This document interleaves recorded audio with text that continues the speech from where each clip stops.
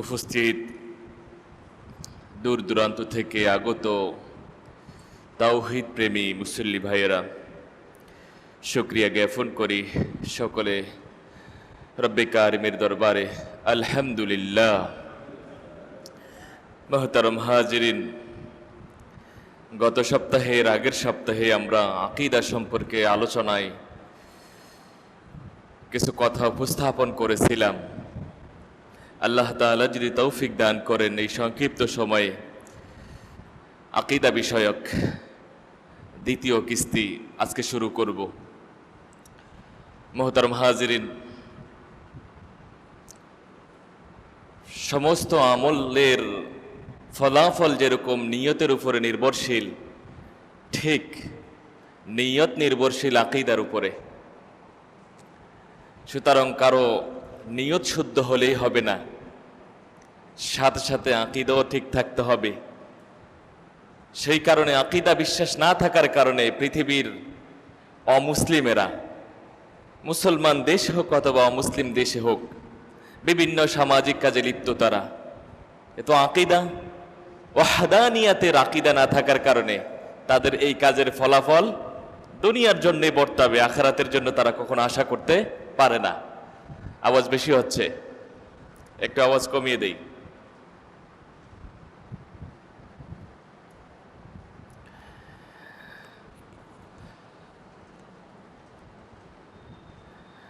এই জন্য আকীদাকে আমাদেরকে শুদ্ধ করতে হবে। আজ অনেক ব্যক্তি দেখা যাচ্ছে যে ভালো কাজ করি আমরা, তো আকীদা শুদ্ধ না থাকার কারণে ভালো কাজগুলোর ফলাফল যেহেতু নিয়তের উপরে নির্ভরশীল, আর নিয়ত যেহেতু আকীদার উপরে নির্ভরশীল, কোনো ব্যক্তির প্রাথমিক অবস্থায় নামাজ তখনই হবে যখন ওযু শুদ্ধ হবে। কি বলেন? কারণ সমস্ত নামাজ, চাই তা ফরজ হোক, ওয়াজিব হোক, সুন্নতে মুআক্কিদা হোক, ইত্যাদি ইত্যাদি নামাজগুলো সবগুলো কিসের উপরে নির্ভরশীল? পবিত্রতার উপরে নির্ভরশীল। সব কিছুই আছে, পবিত্রতা নেই, কোনো কিছুই নেই। ঠিক সব কিছুই আছে, আকীদা শুদ্ধ নেই, কোনো আমলই আল্লাহ তাআলার দরবারে কবুল হবে না। আমরা গত সপ্তাহের আগের সপ্তাহে বলেছিলাম ইন্নাল্লাহ তাআলা ওয়াহিদ লা শারীকা লাহ, এর মোটামুটি ব্যাখ্যা করেছিলাম। আজকে আমরা শুনবো ওয়ালা শাইআ মিথলুহু, কোনো কিছুই তার মতো নয়, কোনো কিছুই তার সাদৃশ্যতা রাখে না। পৃথিবীর যত সৃষ্টি রয়েছে, আল্লাহ তাআলা যত প্রকার মাখলুকাত পৃথিবীতে সৃষ্টি করেছেন, কোনো কিছুইতেই আল্লাহ তাআলার সাথে মিল নেই। আছে কিনা? কোনো কিছুই আল্লাহ তাআলার সাথে সাদৃশ্যতা রাখেন কিনা? নাই।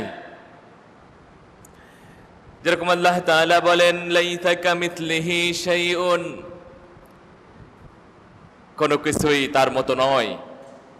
হুয়াস সামিউল বাসীর, তিনি সর্বশ্রোতা, সর্বদ্রষ্টা। আমাদের সামনে ভাসমান যা কিছু রয়েছে, দৃশ্যমান, তাই দেখতে পাই আমরা।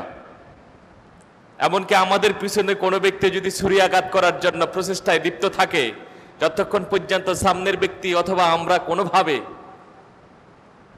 খবর না পাবো যে আমার পিছনে আমার শত্রু দাঁড়িয়ে রয়েছে, আমরা বলতে পারবো? আমাদের পিছনে দেখি, আমরা আমাদের চোখ দিয়ে কপাল দেখি, প্যাডের ভিতরে বলেন না, চোখের মধ্যখানে কি আছে, অন্য ব্যক্তির দেমাগে কি রয়েছে। তিনার মতো কোনো দিক থেকেই কেউ সাদৃশ্যতা অবলম্বন করতে পারবে না। তিনি এক, অদ্বিতীয়। এজন্য আল্লাহ তাআলা ডাইরেক্ট বলেছেন নিজের ক্ষেত্রে, লাইসা কামিথলিহি শাইউন লা ফিস সামাই ওয়ালা ফিল আরদ, আকাশও নাই, নবমণ্ডলও নাই, ভূমণ্ডলও নাই। তিনি সর্বশ্রোতা, সর্বদ্রষ্টা। সুতরাং এই আকীদাকে লালন করতে হবে যে আল্লাহ তাআলা ব্যতীত অন্য কেউ আমাকে দেখেন, সাদৃশ্যমান যেটা এটা দেখেন। কিন্তু আমি পানির ভিতরে থাকলে কে দেখেন? পানির ভিতরে কে দেখেন আমাকে? আর পৃথিবীর কোনো মানুষ দেখার কোনো উপায় আছে? আমি যদি গহীন জঙ্গলে একা একা থাকি, কেউ দেখে? কে দেখেন আমাকে? তিনি সর্বদ্রষ্টা। আমি যদি গভীর রাত্রে একা একইভাবে আল্লাহ তাআলার সমীপে হাত পেতে প্রার্থনায় রত হই, কে শোনেন? তিনি সর্বদ্রষ্টা, সর্বশ্রোতা। আর কেউ শোনেন না, কেউ শোনার যোগ্যতা রাখেন না। এই ক্ষেত্রে আমাদের আকীদাকে দুরুস্ত করতে হবে। একমাত্র কে শোনেন? আল্লাহ তাআলাই শোনেন। সুতরাং কোনো ব্যক্তি যদি একান্তভাবে কাউকে শোনাতে চান কিছু, তার উচিত হচ্ছে একান্তভাবে কার কাছে মোনাজাত দেওয়া? আল্লাহ তাআলার কাছে মোনাজাত দেওয়া। মানুষ শুনবে, মানুষ দেখবে, অনেক মানুষ একত্রিত হলে আল্লাহ তাআলা মোনাজাত কবুল করবেন এমনটি নয়। ওয়ালা শাইআ ইউজিজুহু, পৃথিবীতে এমন কিছু নেই যে বস্তু আল্লাহ তাআলাকে অক্ষম করে দিতে পারে।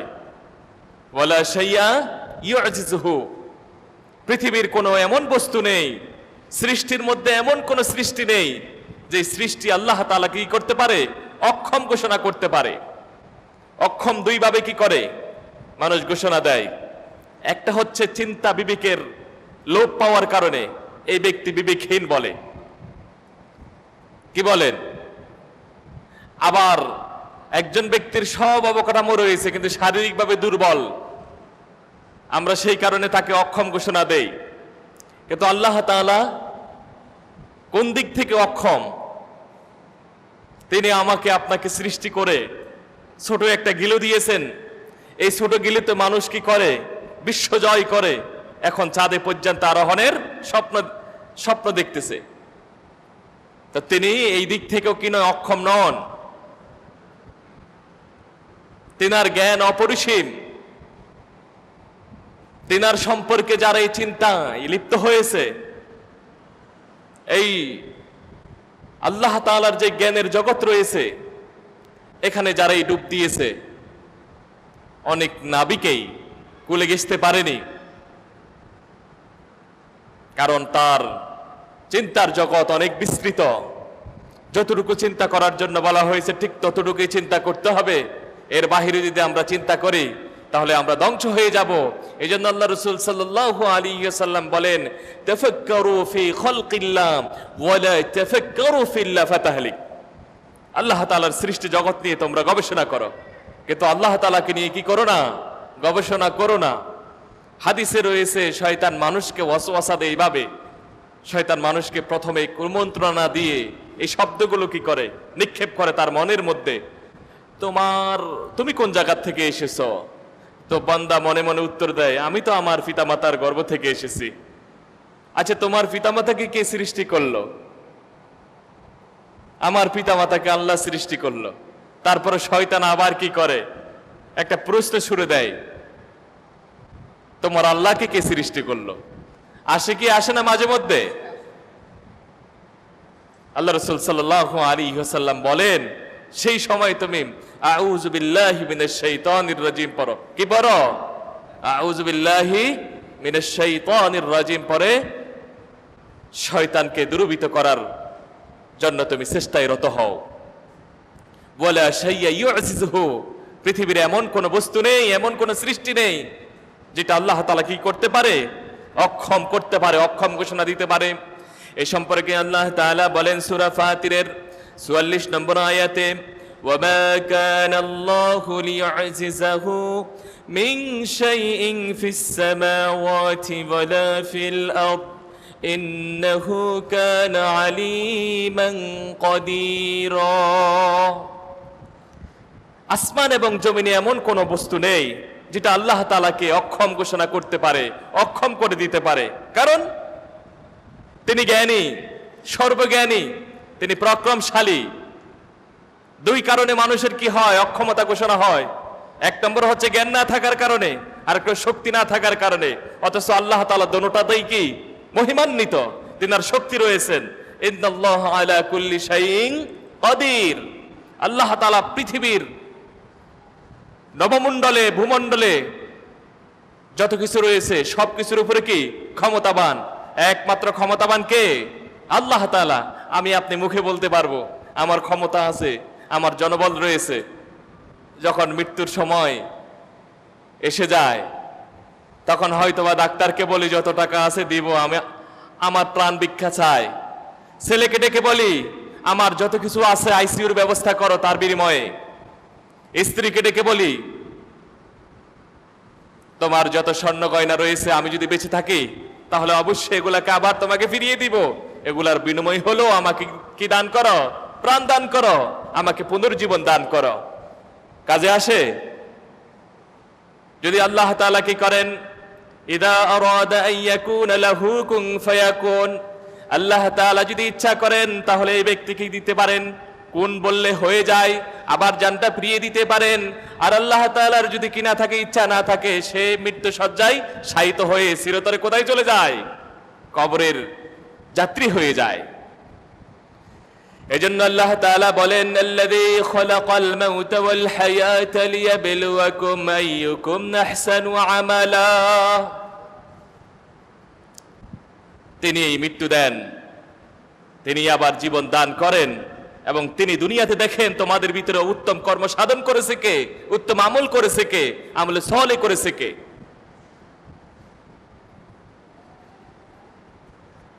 আল্লাহ তাআলা অন্য আয়াতে বলেন তিনি কেমন পরাক্রমশালী, ইন্নাল্লাহা হুয়ার রাজ্জাকু যুল কুওয়াতিল মাতিন। মানুষ অক্ষমতা লাভ করে কারো প্রতি যখন মুখাপেক্ষী হয়ে যায়, কেউ আমাকে খাওয়ান দিবে, কেউ আমাকে টাকা দিবে, চাকরি দিবে, বাকরি দিবে। আল্লাহ তাআলার কি চাকরির প্রয়োজন রয়েছে? বলেন না। আমাদেরকে খাওয়ান কে? আমাদেরকে চাকরি দেন কে? ব্যবসা বাণিজ্য উন্নতি দান করেন কে? আমাদের হায়াত কে দিয়েছেন? সবকিছুর ক্ষেত্রে কার মুখাপেক্ষী? তো যিনি মুখাপেক্ষী তিনি অক্ষম না, যার প্রতি মুখাপেক্ষী তিনি সক্ষম। যার প্রতি আমরা মুখাপেক্ষী তিনি সক্ষম, আর আমরা যার প্রতি মুখাপেক্ষী তিনি কি? আমরা যারা মুখাপেক্ষী তারা কি? অক্ষম। সুতরাং তিনি তো হবেন পরাক্রমশালী, তাকে কে কি করতে পারে? অক্ষম ঘোষণা করতে পারে। এজন্য আল্লাহ তাআলা অন্য আয়াতে বলেন ওয়ামা খালাকতুল জিন্না ওয়াল ইনসা ইল্লা লিয়াবুদুন মা উরিদু মিনহুম মির রিজকিন ওয়া মা উরিদু আন ইউতঈমুন। আমি তোমাদেরকে সৃষ্টি করেছি শুধু আমার ইবাদতের জন্য। ইবাদতের বিনিময়ে তোমরা আমাকে রিজিক দান করবে, ইবাদতের বিনিময়ে তোমরা আমাকে ট্যাক্স দিবে। ইবাদত করার বিনিময়ে আমি লাভবান হবে এমন না। আমি তোমাদেরকে রিজিক দেই, আমি তোমাদেরকে খাওয়ার জন্য, তোমাদের থেকে চাওয়ার জন্য তোমাদেরকে সৃষ্টি করিনি। শুধু একমাত্র ইবাদত করে তোমাদের পরকালের জান্নাত, তোমাদের বাসস্থান সুনিশ্চিত করবে, এই কল্যাণেই তোমাদেরকে আমি সৃষ্টি করেছি। কথা ঠিক না ঠিক? বলে সেই ইউজিজুহু। সুতরাং আল্লাহ তাআলাকে কেউ অক্ষম ঘোষণা করতেও পারবেন না, আল্লাহ তাআলা অক্ষম নন। ওয়ালা ইলাহা গায়রুহু, আল্লাহ তাআলা ব্যতীত কোনো মাবুদ নেই। অদ্বিতীয় কোন ইবাদতের উপযুক্ত সত্তা আছে? আমরা কার ইবাদত করি? কার ইবাদত করি? আল্লাহ। শুধু নামাজের মধ্যে না, অন্য কিছুতে ওই আল্লাহ তাআলার ইবাদত থাকবে। ব্যবসাতে, বাণিজ্যতে, কথাতে, আচার আচরণে, অনুষ্ঠানে, বিবাদে, সামাজিকতায়, বিচার ব্যবস্থায়। আমি যখন অসুস্থ হয়ে যাব তখন ইবাদতের মধ্যে আল্লাহ তাআলার শুকরিয়া জ্ঞাপন করব। আবার যখন আমি সুস্থতার নেয়ামত লাভ করব তখন আল্লাহ তাআলা বলে কি আলহামদুলিল্লাহ বলে আবার কি করব? শুকরিয়া আদায় করব। আবার যখন অসুস্থ হয়ে একেবারে দিনকে দিন আর পারছি না তখন ধৈর্য ধারণ করব। আল্লাহ তাআলার পক্ষ থেকে ঘোষণা আসবে ইন্নাল্লাহা মাআস সাবিরিন, আল্লাহ তাআলা কি ধৈর্যশীলদের সাথে আছেন। আবার যখন আপনি শুকরিয়া আদায় করবেন আল্লাহ তাআলা বলেন লা আযীদান্নাকুম, আমি তোমার এই নেয়ামতকে বাড়িয়ে দিলাম। বলেন না সুবহানাল্লাহ। তো ইবাদত যখন আমরা একমাত্র আল্লাহ তাআলার জন্য করব, ইবাদতের সাথে অন্য কাউকে শরীক করব না, তখন এত ভরপুর নিয়ামত দিবেন। আল্লাহ তাআলা বলেন ওয়ালা সাউফা ইউতিকা ফাতারদা, এত বেশি নেয়ামতে আল্লাহ তাআলা তোমাকে ডুবিয়ে রাখবেন, তুমি অতঃপর খুশি হয়ে যাবে। সব আছে, শান্তি নাই। আমাদেরও সব আছে, আল্লাহ তাআলার একনিষ্ঠ ইবাদত নাই। কি বলেন? আমাদের টাকা আছে, পয়সা আছে, শান্তি নাই। আল্লাহ তাআলার ক্ষেত্রে সবকিছু আছে, আল্লাহ তাআলার ইবাদতের মধ্যে আমাদের মধ্যে একাত্মবাদ নাই। একাত্মবাদী হয়ে কেউ যদি আল্লাহ তাআলার ইবাদত করে, আল্লাহ তাআলা প্রতিশ্রুতি দিয়েছেন দুনিয়াতে সমস্ত পেরেশানিগুলো মুছে দেব আমি। বলেন সুবহানাল্লাহ। নামাজ পড়বেন, রিজিকের প্রতিশ্রুতি রয়েছে। হজ করবেন, বড়লোক বানিয়ে দেওয়ার প্রতিশ্রুতি রয়েছে। হালাল অর্জন করবে, বরকত বাড়িয়ে দেওয়ার প্রতিশ্রুতি রয়েছে। এগুলা কোনো কিছু করবেন না, টাকা হবে কিন্তু শান্তি হবে না, বাড়ি হবে, গাড়ি হবে, ইজ্জত হবে না। এই জন্য কখনো দেখা যাচ্ছে ইজ্জতের জন্য আমরা অনেক কিছু করি, পোস্টার এঁটে দেই, অমুক নেতার সাথে কি করি, ছবি এঁটে দেই, তারপরে ইজ্জত পাওয়া যায় না, মাঝে মধ্যে জুতার বাড়িও খাওয়া লাগে। কথা ঠিক না বেটে? একজনে দেখলাম জুতার বাড়ি খাওয়ার জন্য, থাপ্পড় খাওয়ার জন্য দৌড়েই যাচ্ছে। ফ্রান্সের প্রেসিডেন্ট দেখছেন কত দূরে আইতেছে থাপ্পড় খাওয়ার জন্য। ইজ্জতের মালিক কে? আল্লাহ তাআলা। একাত্মবাদী বিশ্বাসী হয়ে আপনি ইবাদত করবেন, কে বাড়িয়ে দিবেন ইজ্জত? আল্লাহ তাআলা ইজ্জত বাড়িয়ে দিবেন। কিন্তু লৌকিকতা যুক্ত ইবাদত করবেন, হইতে পারে মানুষ আপনাকে আবেদ বলতে পারে, কিন্তু আল্লাহ তাআলা কখনো কখনো এই ইবাদতের বিনিময়ে আপনাকে আখিরাতের কোনো নিয়ামত দিবেন না, বরং লাঞ্ছনাই দান করবেন। তাহলে আমরা ইবাদত যখন করব, তখন কার ইবাদত করব? একনিষ্ঠভাবে আল্লাহ তাআলার ইবাদত করব। কারণ পৃথিবীতে যত নবী এসেছেন, 25 জন নবীর কথা কোরআনে পাকে এসেছে। তাদের ভিতরে অন্যতম নূহ, হুদ, সালেহ, শুআয়ব, ঈসা, মূসা, সুলাইমান আলাইহিস সালাতু ওয়াস সালাম। সর্বশেষ নবী আমাদের নবী রাসূল আরবি সাল্লাল্লাহু আলাইহি ওয়াসাল্লামের প্রতি এই ওহী নাযিল হয়েছে। কি ওহী? فقال يا قوم اعبدوا الله ما لكم من إله غيره। সকল নবীকে এই বার্তা দিয়ে প্রেরণ করা হয়েছে, হে আমার জাতি, ইয়া কওমি উবুদুল্লাহ, আল্লাহ তাআলার ইবাদত করো, মা লাকুম মিন ইলাহিন গায়রু, তিনি ব্যতীত তোমাদের আর কোন ইবাদতের অন্য উপযুক্ত সত্তা নেই। এই আহ্বানে আমি পৃথিবীতে যত নবী রাসূল পাঠিয়েছি, এই আহ্বান নিয়েই পাঠিয়েছি।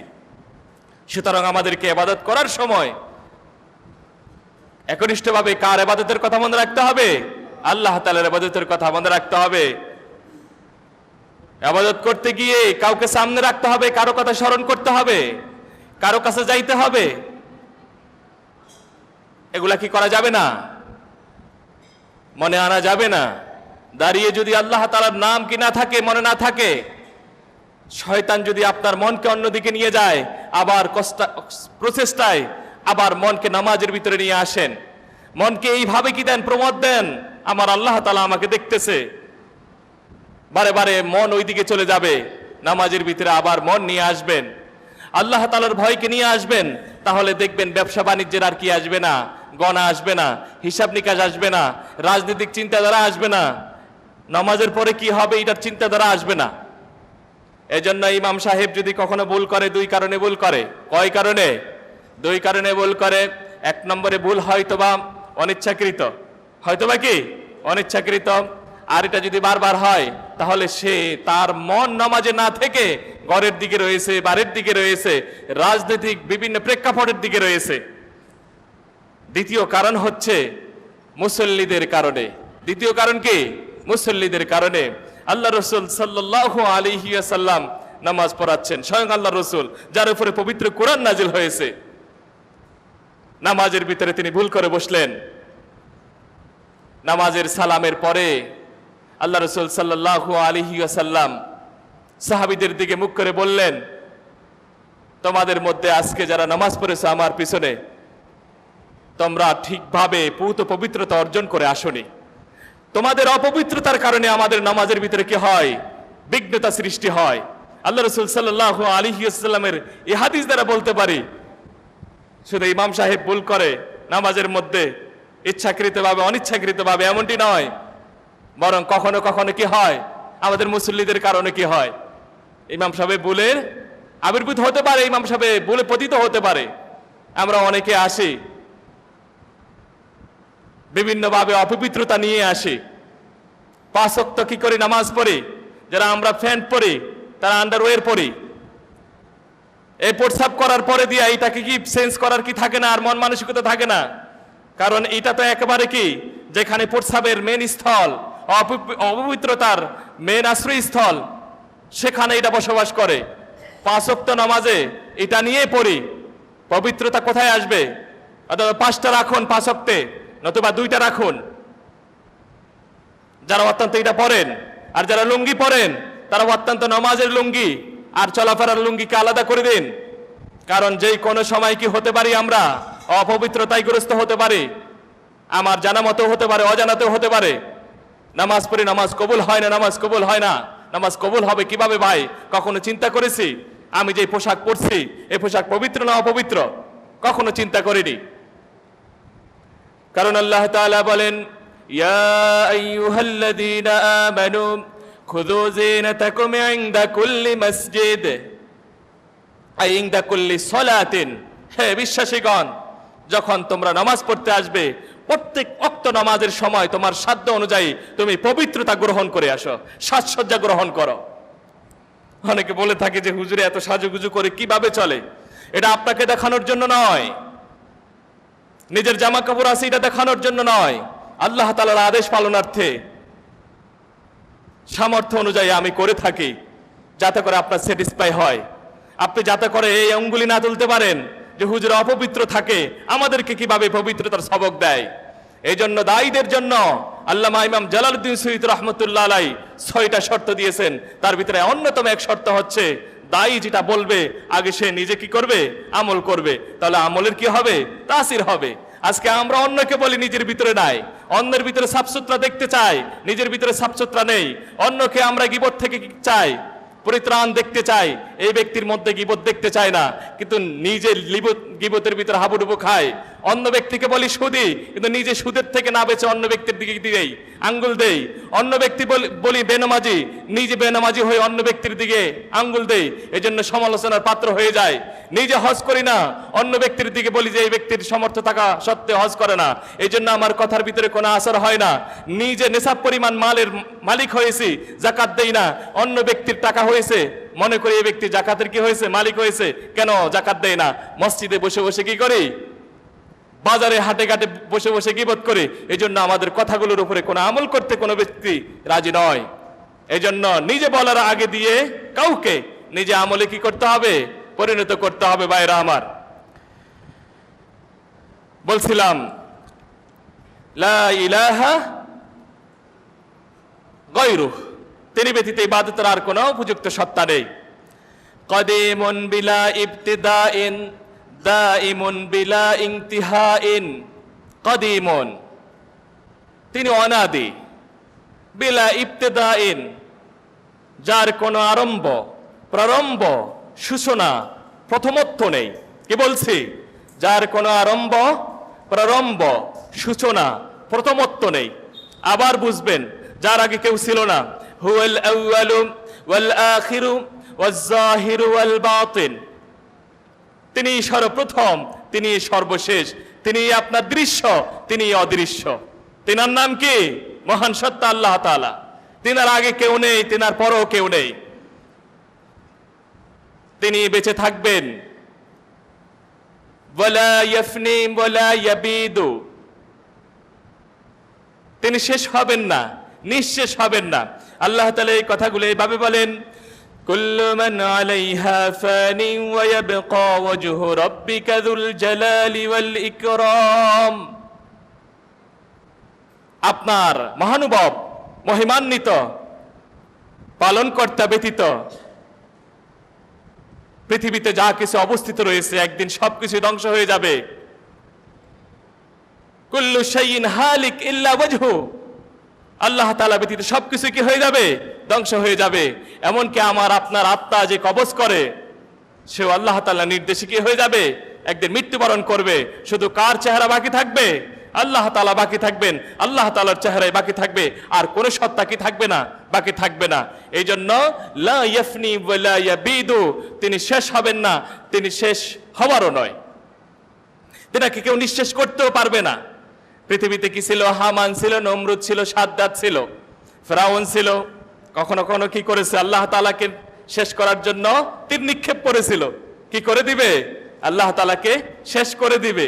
এই ঘটনা তো সকলেই জানেন, কিন্তু আল্লাহ তাআলাকে শেষ করতে পারবে? ফেরাউনকে কে মৃত্যু দান করেছেন? কে মৃত্যু দান করেছেন? কে? আল্লাহ তাআলা। তো তিনি কদিম বিলা ইবতিদাইন, দাইম বিলা ইনতিহাইন, তিনি অনাদি, যার কোনো আরম্ভ, প্রারম্ভ, সূচনা, প্রথমত্ব নেই, যার কোনো কি নেই, সীমা নেই। এই জন্য আল্লাহ তাআলা বলেন,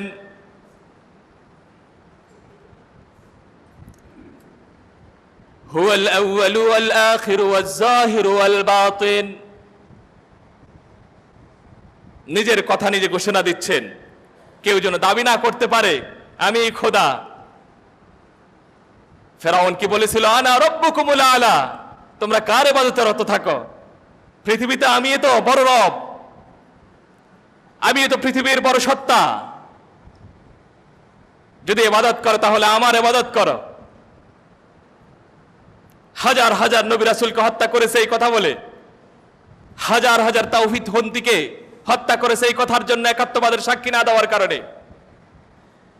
সেই সময় থেকে এই পর্যন্ত একাত্মবাদের ঘোষণাতে যারা রত রয়েছে, তারাই বিভিন্নভাবে নির্যাতিত, নিষ্পেষিত হচ্ছে, হবে, কিন্তু কখনো একাত্মবাদের দাবি থেকে সরে আসা যাবে না।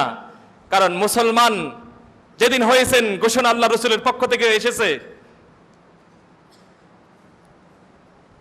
আসসিজনু লিল মুমিন ওয়াল জান্নাতু লিল কাফির, দুনিয়া মুসলমানদের জন্য কয়েদখানা, কাফিরদের জন্য কি? বেইস্তখানা।